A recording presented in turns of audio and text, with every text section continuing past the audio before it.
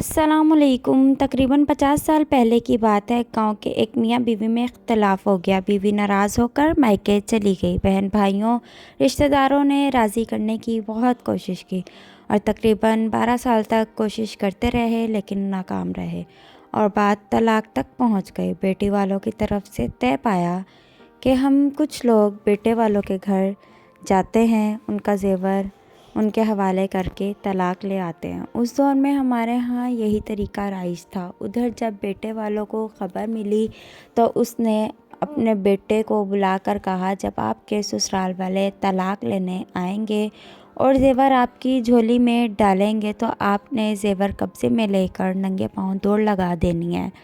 हम आपको पकड़ने के लिए पीछे भागेंगे और आपको बुरा भला भी कहेंगे, लेकिन आपने हाथ नहीं आना, दौड़ते चले जाना है। जब अपने गांव की हद से बाहर निकल जाओगे तो फिर तलाक का लफ्ज़ मुंह से निकालना है।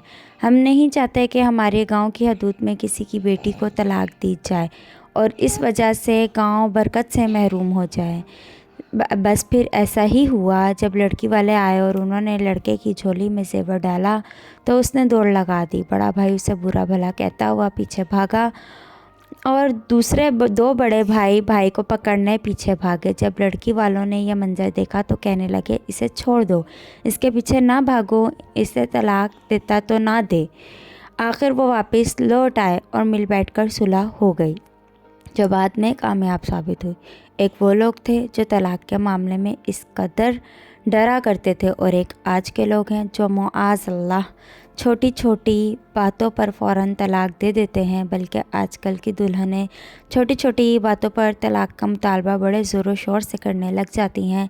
तलाक देने की 3 किस्में हैं, जिनमें से नापसंदीदा तरीन किस्म इकट्ठी 3 तलाक़ें दे देना है। फ्रेंड्स, अगर वीडियो अच्छी लगे तो मेरी वीडियो को ज़रूर शेयर करें।